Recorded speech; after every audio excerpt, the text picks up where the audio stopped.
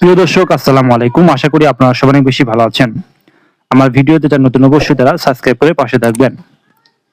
বাংলাদেশের বিভিন্ন জায়গাতে স্বরাষ্ট্রমন্ত্রীর নির্দেশে প্রায় ৬টি জেলাতে সেনাবাহিনী মোতায়েন করেছেন, তার মধ্যে গোপালগঞ্জও একটি।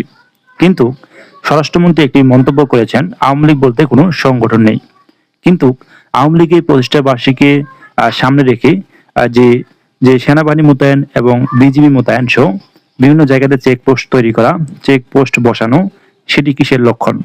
এবং শেষের বিভিন্ন জেলাতে বিজিবি সেনাবাহিনী এবং পুলিশ বাহিনী মোতায়েন করেও আওয়ামী লীগ কিন্তু মিছিল ঠেকাতে পারেনি। অবশেষে বিভিন্ন জায়গা থেকে কিন্তু আমরা দেখতে পেয়েছি আওয়ামী লীগের মিছিল বেড়েছে এবং সংগঠনের যে নেতাকর্মীর সাথে সাথে সাধারণ মানুষের উপস্থিতিও আমরা দেখতে পেয়েছি। অবশ্যই আমার সাথে যে ভিডিও দেখতে পাচ্ছেন সেই ভিডিওটি আমরা দেখবো আর তারপর আলোচনা করব।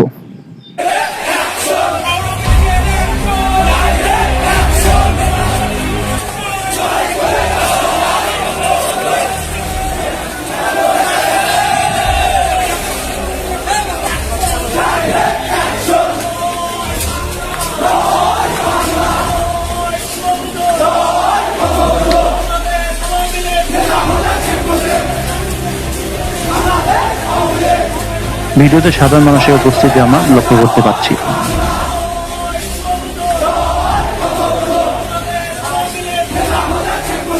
এই আওয়ামী লীগকে ঠেকানোর মতো আমি আর কোনো ধরনের পুলিশ বা দলকে দেখতে পাচ্ছি না। অবশ্যই আওয়ামী লীগ আবারও ফিরে আসবেন বলে আমরা মনে করছি।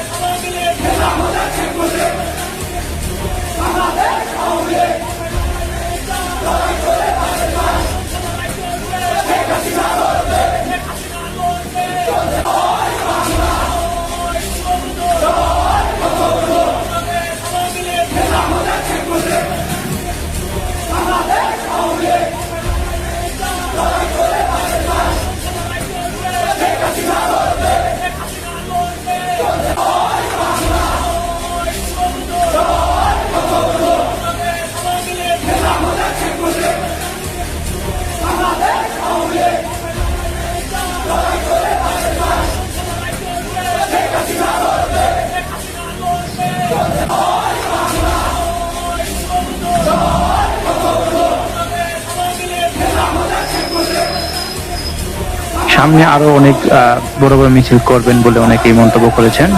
আশা করি আগামী সময়ে আরো বিশাল বড় বড় শোডাউন করবেন আওয়ামী লীগ।